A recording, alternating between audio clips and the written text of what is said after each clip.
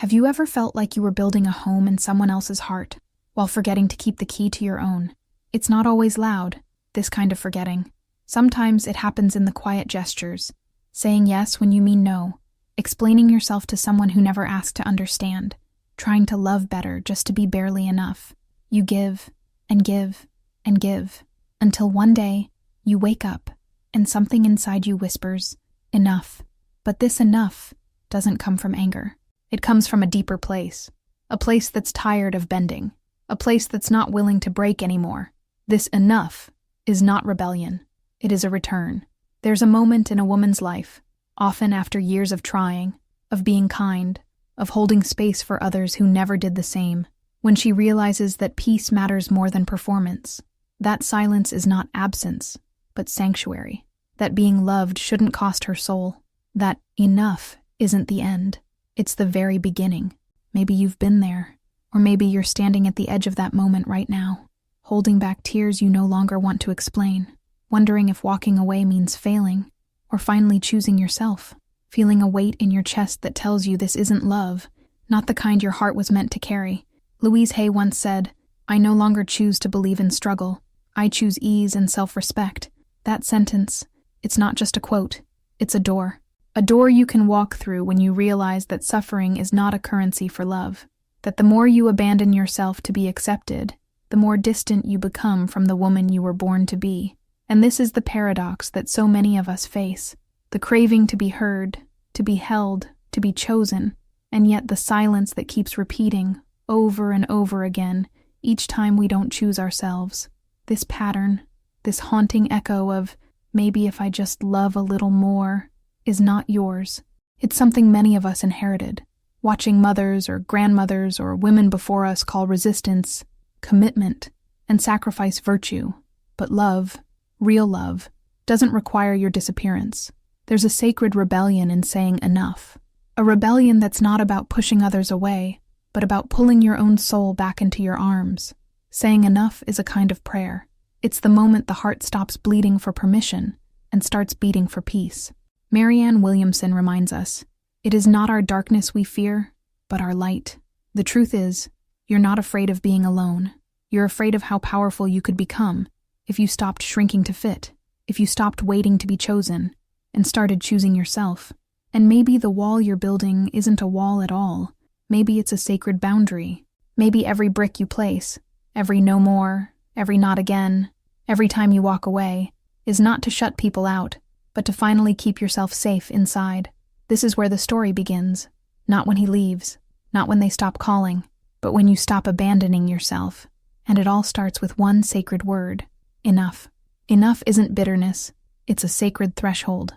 Sometimes the turning point doesn't come with thunder.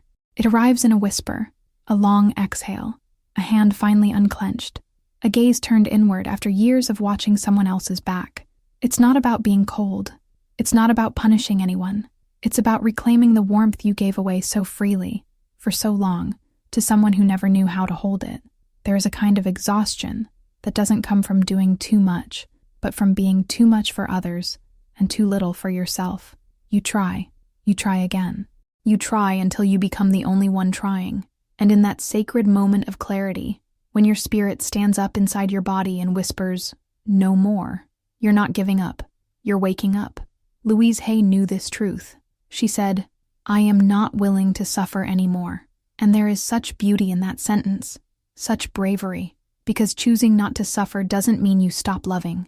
It means you stop loving in ways that cost you your soul. But what happens when the habit of overgiving becomes your second skin? When you've spent years making excuses for someone's absence, interpreting silence as something you did wrong, carrying a weight that was never yours to hold? The answer is quiet, but fierce. You draw a line, not in anger, but in reverence. Not because you hate them, but because you finally love yourself enough to stay whole. And that threshold, that line of enough, becomes holy ground. You begin to see that the pain wasn't just theirs to inflict. It was yours to stop absorbing. That healing doesn't come from fixing what's broken outside, but from choosing what you'll no longer break within. And if it hurts, that's okay. It's supposed to. It means you're leaving a cycle you once called home. It means your soul is growing roots where there used to be abandonment. And maybe that ache in your chest is not emptiness. Maybe it's the space where your true self is finally allowed to breathe. Because enough is not a wall, it's a doorway, and you just took your first step through it. The invisible price of always trying to be the comprehending one. There's a silent role that many women step into, not because they want to, but because they've been taught to survive by understanding. To understand his absence, to understand the coldness, to rationalize the delay in his words, the change in his tone, the distance in his eyes, to be the one who bends, who softens, who forgives, again and again, because maybe he's just tired, maybe he's just stressed, maybe he just doesn't know how to love the way she does. But that role, played for too long, starts to erode something sacred, the right to be met, to be chosen without asking, to be cherished without convincing. And somewhere between giving him the benefit of the doubt and giving herself away, she begins to disappear. This is not about blame, it's about awareness, about the heavy cost of always being the one who understands, while no one seems to try to understand her. And every time she swallows her pain to keep the peace, every time she stays silent so she won't scare him away, every time she smiles through confusion just to seem easy to love, a piece of her goes quiet inside. Empathy, when not honored with balance, becomes self-erasure. What looks like strength, the ability to hold space for someone's flaws, their fears, their avoidance, becomes in time a prison. A beautifully decorated one, perhaps, but a prison nonetheless. There is nothing noble about being the only one fighting for connection. There is nothing empowering about being the one who sees both sides, while your own side is left unseen. Because when your presence depends on how much you can tolerate, rather than how deeply you are valued, you're not in a relationship, you're in a performance.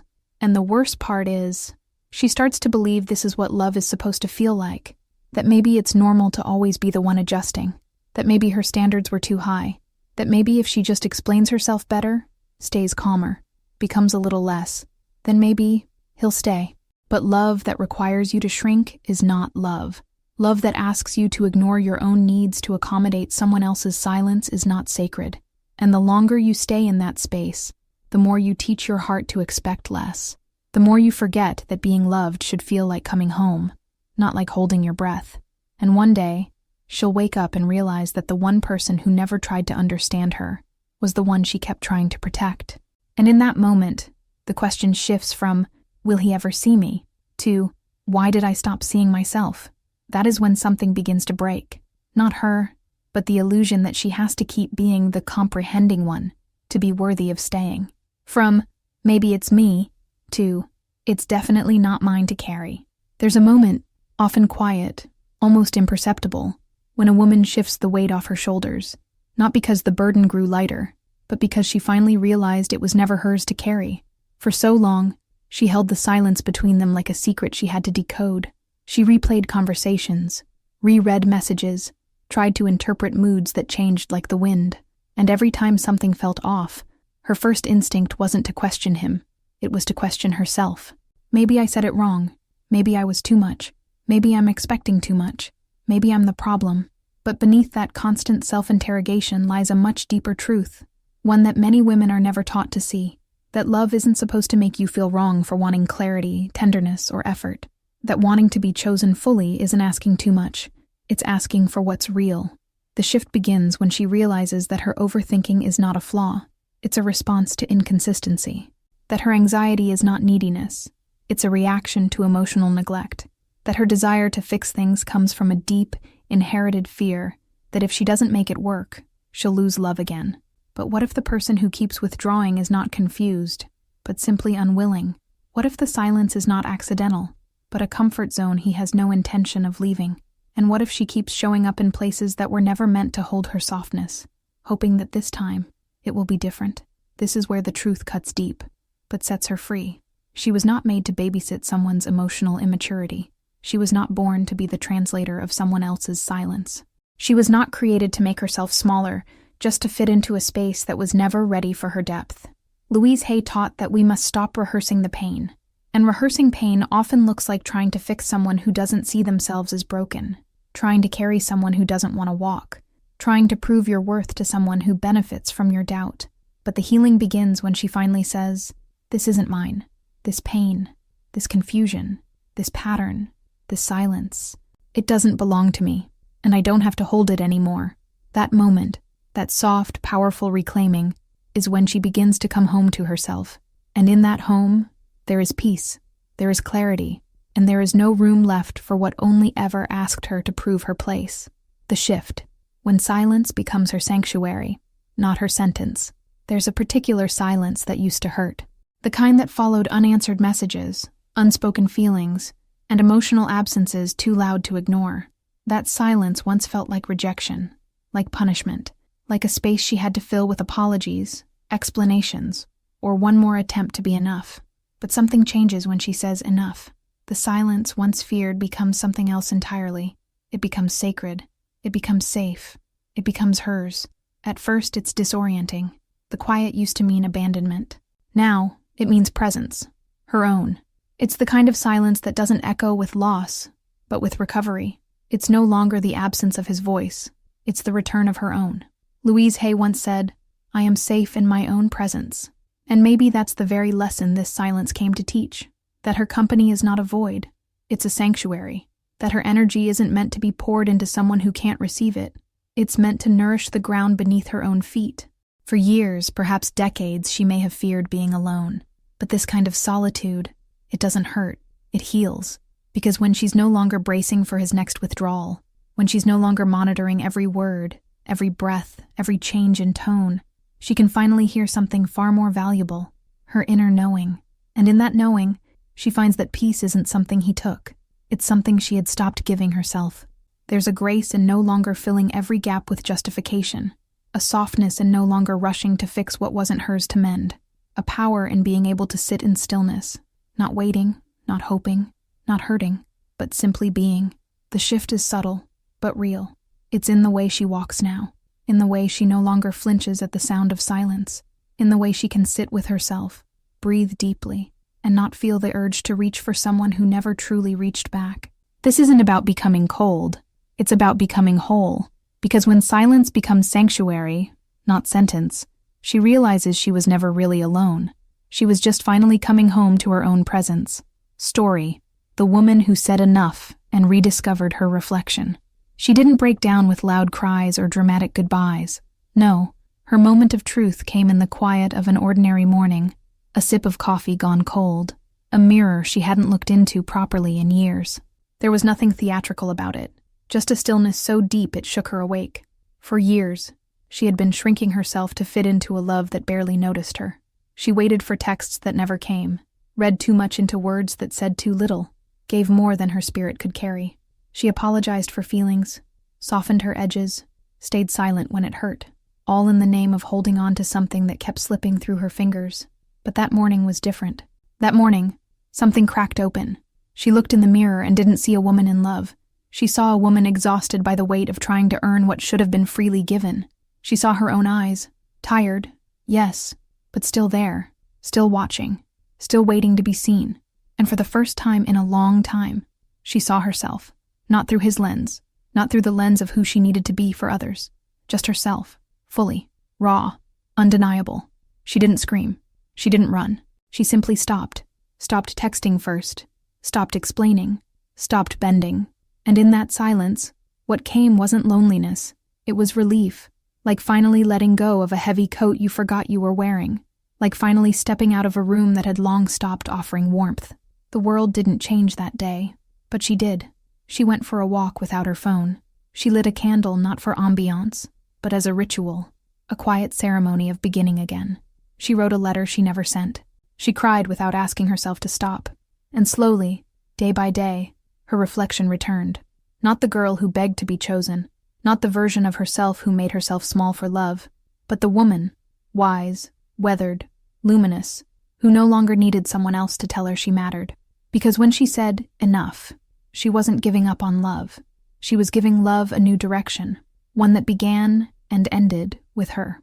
Emotional boundaries are born. When you say no more, there's a common misunderstanding about boundaries, that they are walls, barriers, ways to keep people out.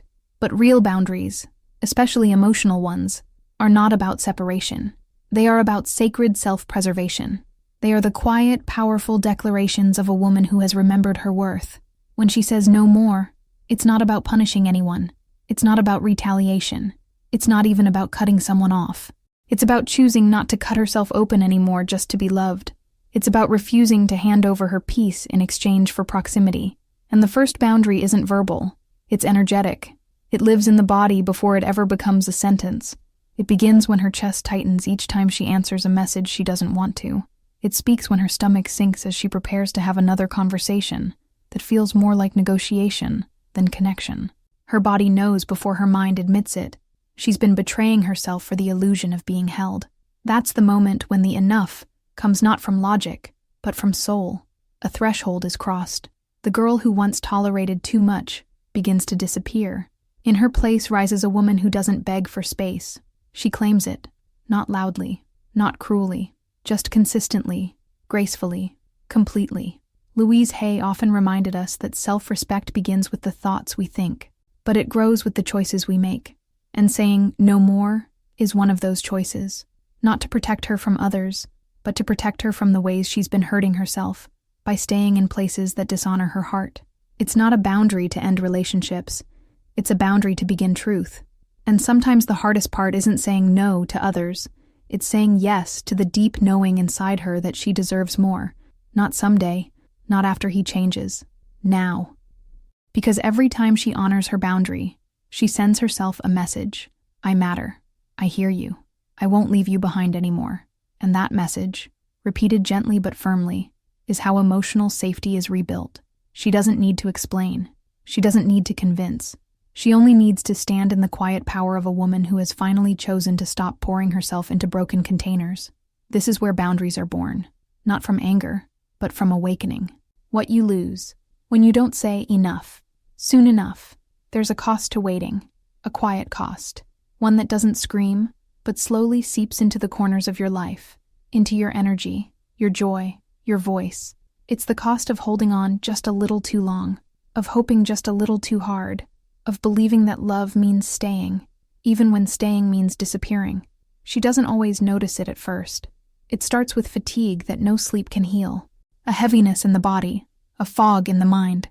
She tells herself it's just a phase, that things will change, that love takes work.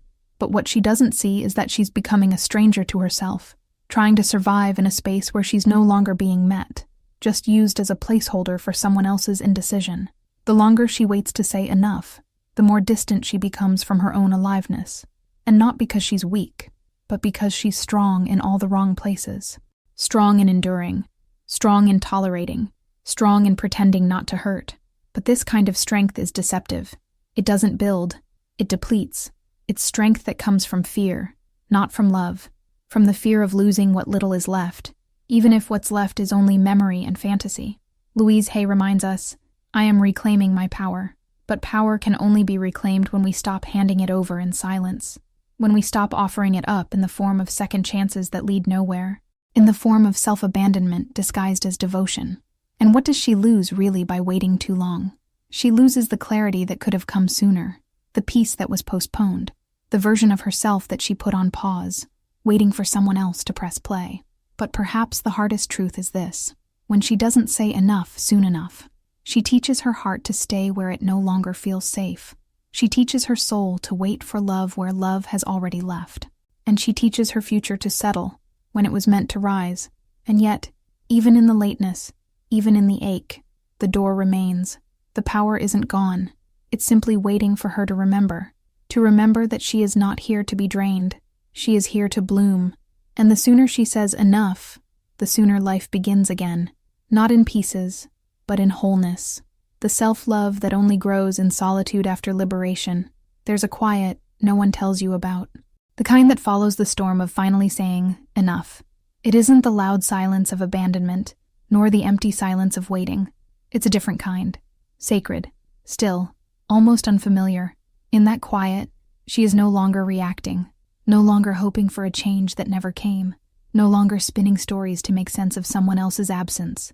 In that quiet, she meets herself, not the woman shaped by fear or longing, but the one she buried under years of pleasing, adjusting, surviving. And what she finds is not joy, not at first. What she finds is space. Space that once felt terrifying now becomes holy.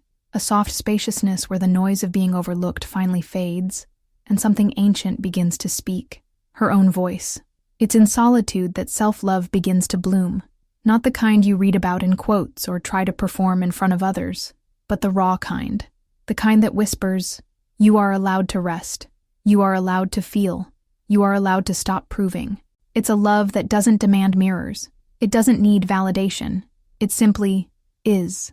This is where the rebuilding begins, not with grand gestures or new relationships, but with small choices that honor her, drinking water with intention, saying no without guilt, sitting in the discomfort of being alone without calling it a failure. Louise Hay spoke of affirmations as seeds, and in solitude, those seeds finally land in fertile soil.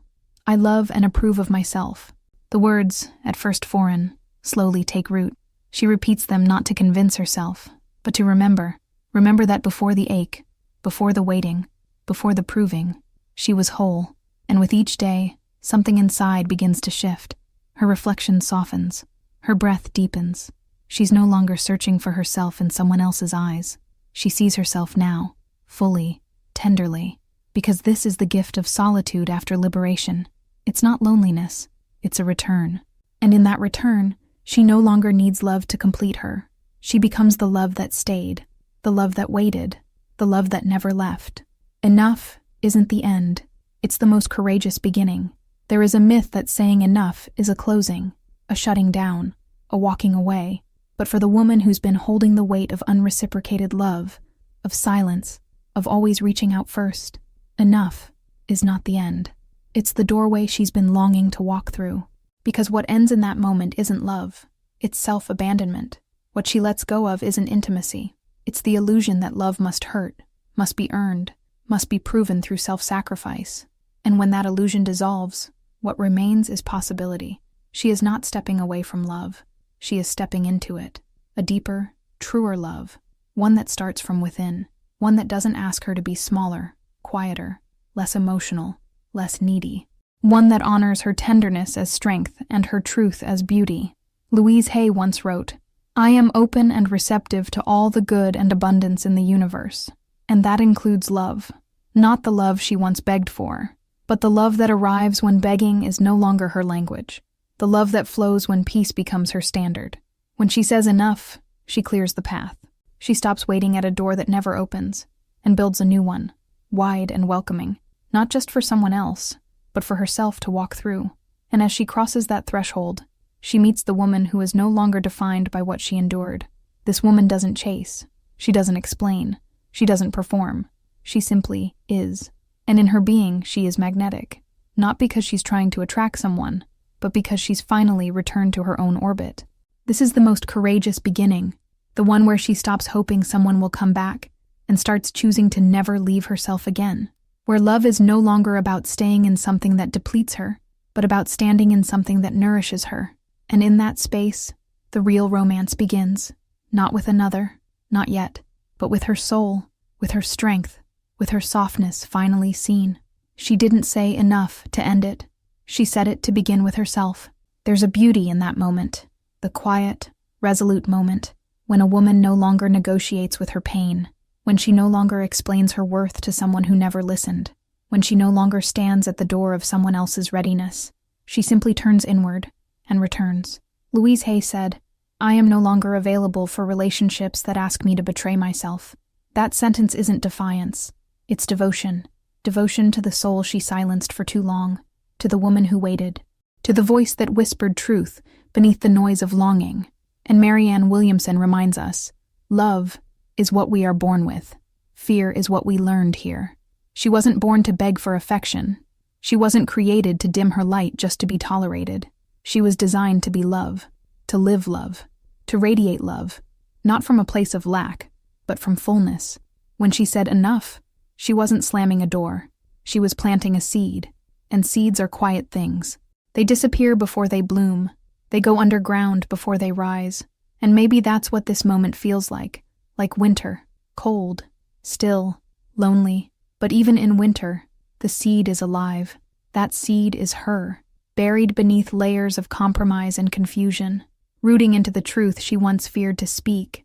And soon, maybe not today, Maybe not tomorrow, but soon, she'll break the surface again. Not as a woman who settled, but as a woman who knew she was meant for more. So if she's watching this now, if she's listening from a place of recent goodbye or silent ache, may she know this. The love she longs for is not gone.